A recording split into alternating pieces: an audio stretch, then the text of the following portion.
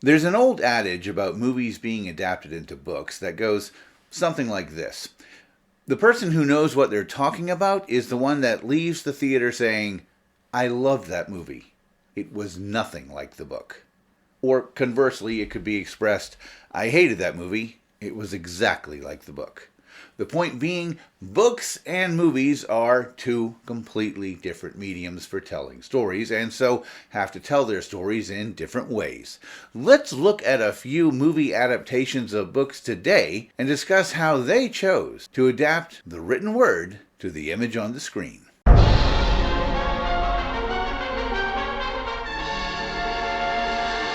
Before we get into talking about specific movies, it's probably a good idea to talk about books and film in general and how they tell their stories. It's been said that books have it a lot easier in telling their story because they can tell the reader everything the reader needs to know. The reader doesn't have to use a lot of imagination to figure out what's going on because a book, using third-person narration, can tell the reader everything. Take a situation where John walks into a room and Mary is there. The book can tell us John walked in and didn't expect to see Mary. Mary looked up surprised and said, "Oh, hi, John," thinking to herself, I know John didn't expect to see me here. I hope he doesn't get suspicious. John, meanwhile, thought, what's Mary doing here? Wait, was she expecting to see me? Oh, God, did I give the game away? And so on. You've got all these internal thoughts going on between the two. Adapt that same scene to a movie, and you've got the actors saying hi to each other. You've got to infer from the way they say those oh hi's and the way they look at each other and the choices that the DP made and the lighting and the camera moves and the director made with the actors. You've got to infer everything that they're thinking about each other when they say hi to each other. The movie has a much more difficult task here because you're not given everyone's thoughts as you are in the book. It's why movies adapted from books are often a lot shorter in their story than the book they're adapting, because the book can spend sentences, paragraphs, entire chapters outlining what characters are thinking, whereas movies tend to stick to the bare bones of the action in the novel. But sometimes, with first-person narrators, the story being told in a book can be somewhat unreliable. Do we really trust everything this first-person narrator is telling us? And if so, how do we adapt it into a movie? Do we keep the story they're telling us, or do we take the story at face value and leave the first-person narrator out of it completely? Take, for instance, this book and this narrator. One Flew Over the Cuckoo's Nest was written by Ken Kesey and published in 1962. The movie was adapted from it and made in 1975. In the book, the story is told by Chief Bromden. Now, that's important because Chief Bromden, the character in the book, is a schizophrenic who's on a lot of drugs and hallucinates regularly. Like, all throughout telling the story, he has hallucinations, and those hallucinations get pretty freaky at times. The basic bare-bones story that he's telling of Randall Patrick McMurphy, R.P. McMurphy, played by Jack Nicholson, is roughly the same in both the book and the movie. The movie doesn't veer very far from the basic skeletal structure of that story at all. Where it veers is in the way it tells the story. Adapting a first-person narrative to a movie is not an easy thing to do. And while there have been plenty of great and successful movies that use narration, like Martin Sheen narrating Apocalypse Now, it's generally thought of as preferable for a movie to kind of not go with that and just have the story told visually as the viewer sees it. This is the path that the filmmakers of One Flew Over the Cuckoo's Nest chose to take. They could have made a movie where Bromden did do the narration and told the story, and they could have included his hallucinations. That certainly would have been truer to the book, but would it have worked as well as a movie? I don't know, but I do know that I like the movie a lot, but I like the book better. Now, in this case, I completely understand why the adaptation was made like it was. But in taking away that first-person narration of Chief Bromden, the movie doesn't have the same vibe, if you will. It doesn't have the same atmosphere. There's a feeling missing from the telling of the story. The story's a good one, but it's a great one as told through the eyes of Chief Bromden, if that makes any sense at all.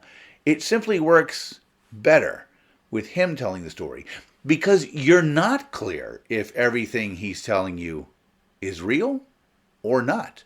Perhaps it's all just a hallucination on his part. Perhaps it's just how he chooses to see the world.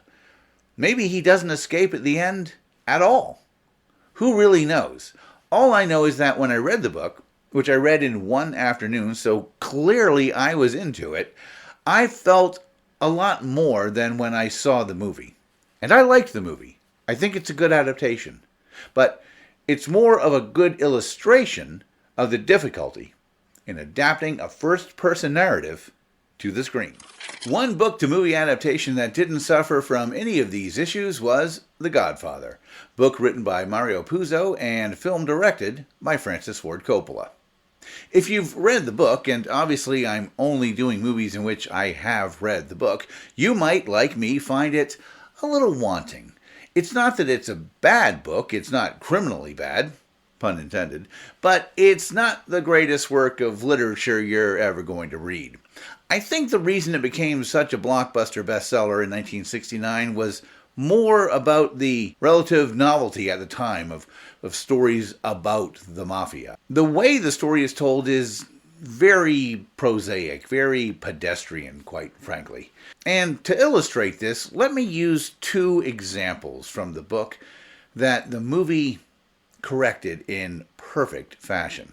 The book opens with the Undertaker, Amerigo Bonacera, sitting in a New York courtroom listening to the testimonies of the men who attacked and assaulted his daughter.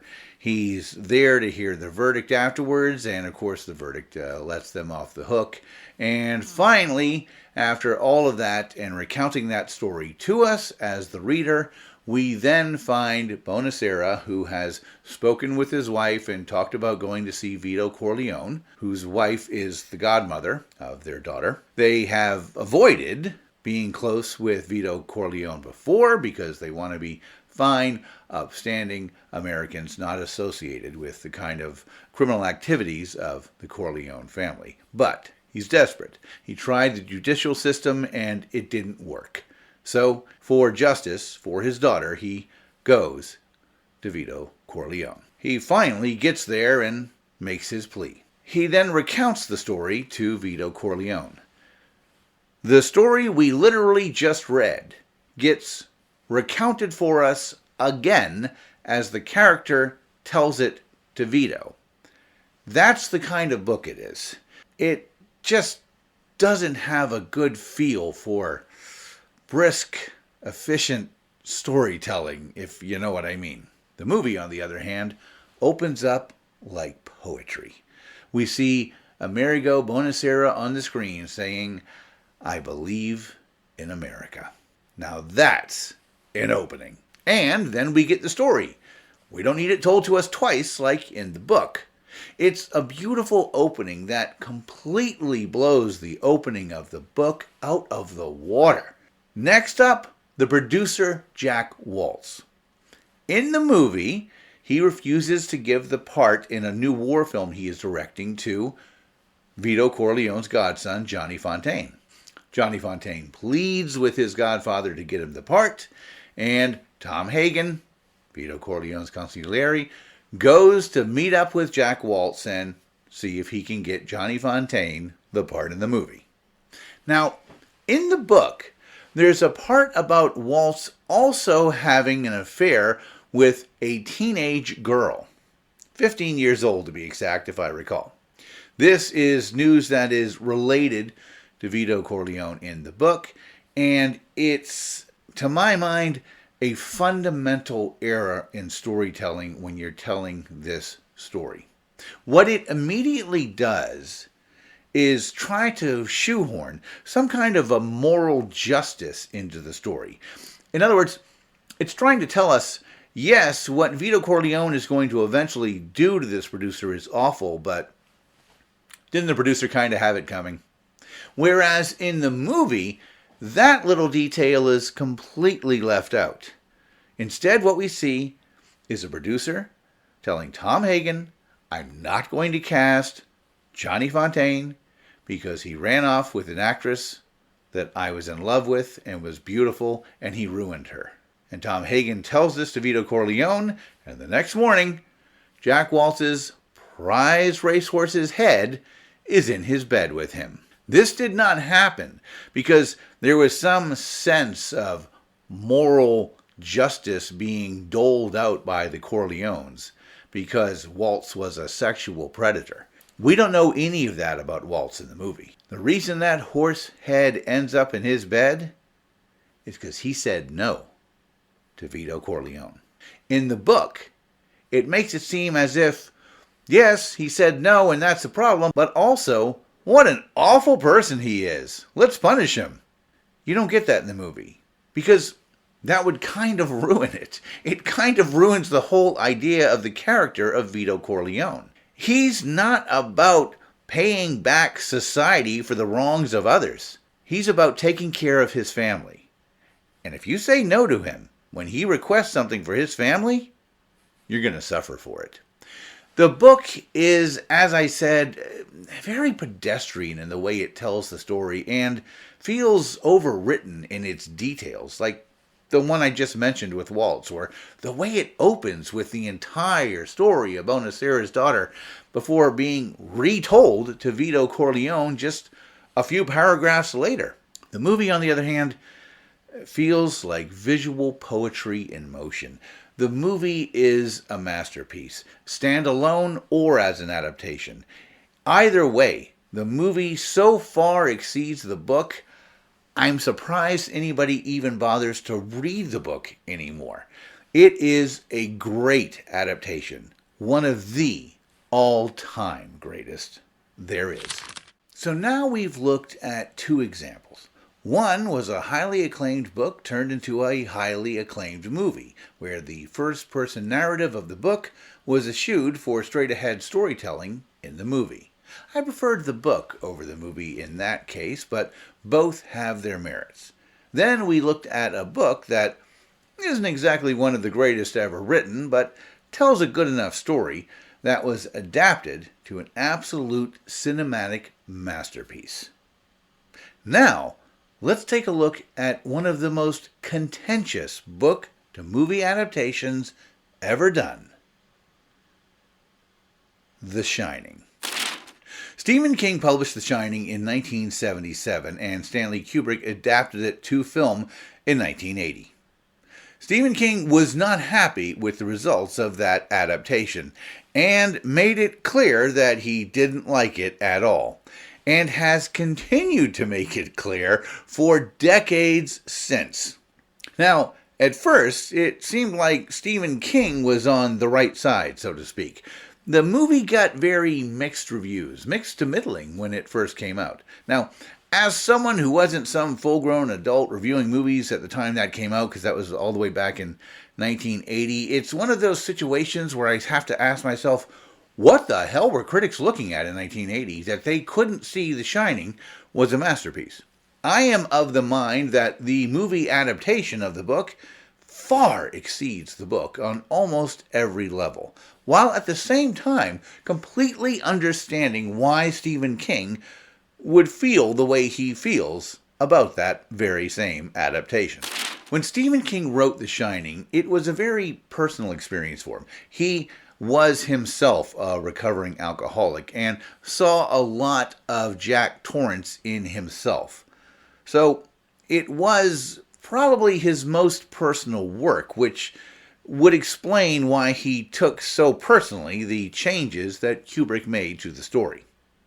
He also felt that the character of Jack Torrance, as played by Jack Nicholson in the movie, tipped his hand about going insane a little too early, and that's understandable too. I'm not saying that I don't get why Stephen King didn't like the adaptation. What I am saying, though, is that I think it's one of the most beautiful adaptations of a book into a movie that I've ever seen. And I think it is one of the best examples you could ever use as to how to properly adapt a book to a movie. Kubrick didn't just take the story of The Shining and translate it to the screen. He took the basic story of The Shining and reimagined it for the screen. In the end, I think what Kubrick produced is far more haunting and far more tragic than the book could ever hope to be. Now, there were some things that Kubrick changed from the book that had nothing to do with Kubrick's desire to reimagine the story. For instance, in the book, the topiary animals that are on the grounds of the Overlook Hotel come to life at times. They're able to move and attack. And in 1980, with the effects abilities they had, they couldn't really make that work, and Kubrick didn't want to spend a lot of time trying to make that work, so he went with a hedge maze instead, which in and of itself is a brilliant adaptation. The hedge maze doesn't do the moving and attacking like the topiary animals.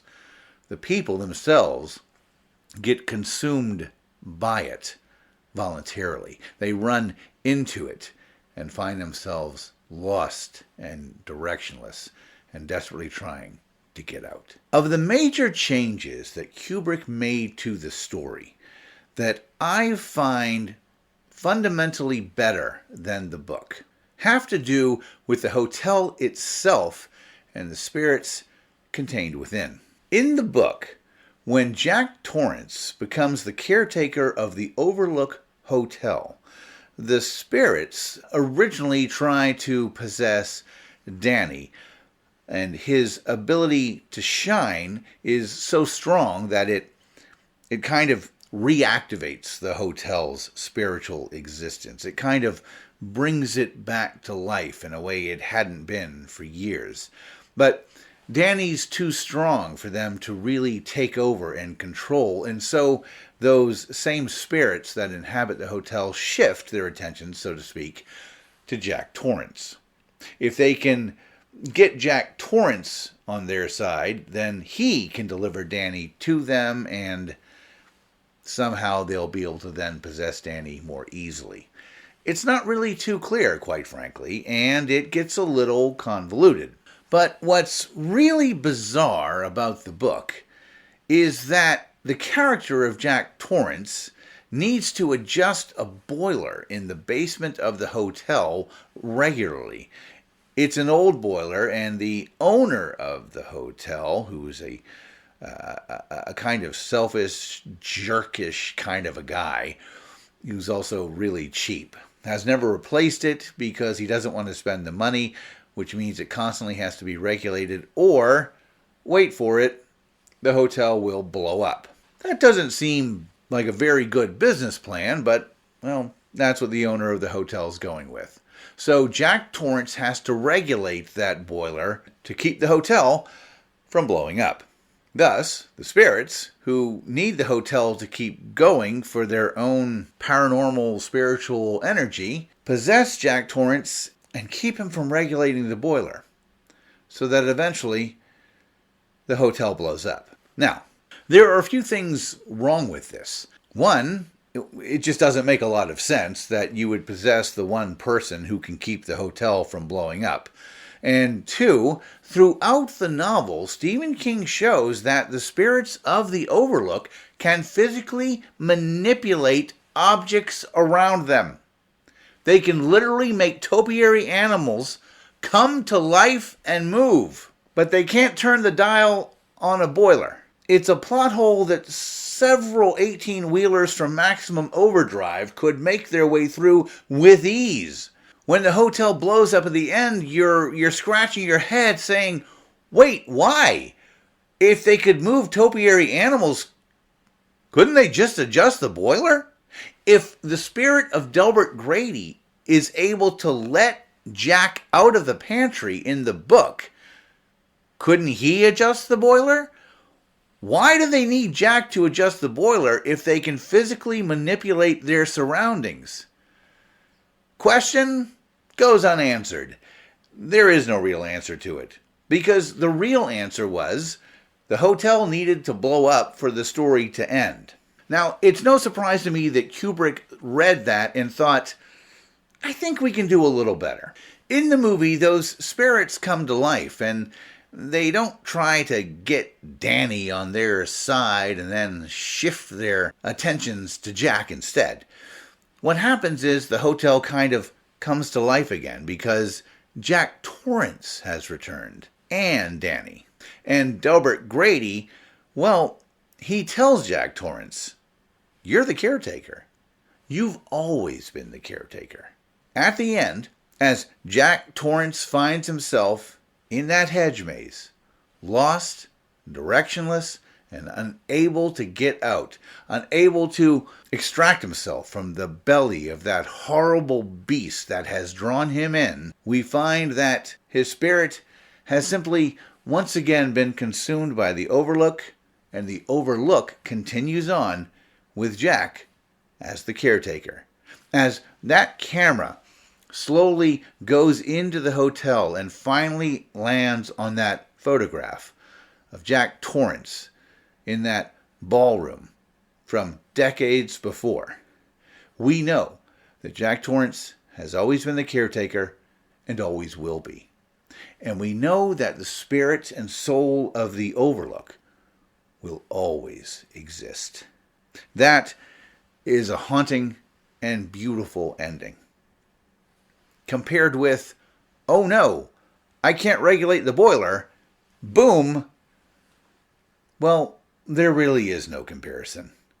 One is haunting and beautiful, and the other is kind of lame. Now, I'm not going to sit here and pretend I understand what's going through Stephen King's mind when he sees The Shining or is reminded of it, but I can imagine a world in which he does indeed recognize that the story that Kubrick put together does really work a lot better than the story he put together in the book, and he just kind of doesn't want to come to terms with that, which, again, I totally understand. That is so completely human on every level. This is a book that he has a personal connection to, and not just because he wrote it. He has a personal connection with the characters, and this is a book it's a part of him. It came from him, and yes, I get it. He doesn't want to look at that movie and say, yeah, that's better. That's better than what I did. Not many people would, but I think after several decades, we're almost at about a half a century now since that movie was released? I think it's time for Stephen King to have a serious reassessment of it. One in which he can accept that his book is good on its own terms, and the movie is great on its own terms. They're two completely separate things. One exists as a book that tells its own kind of story, and the other exists as a movie, and it tells its own kind of story. And if King could get to that point where he can accept that they're just two different things, instead of one thing overruling the other, then I think he could get to a place where he could accept The Shining, the film, as the great masterpiece that it is.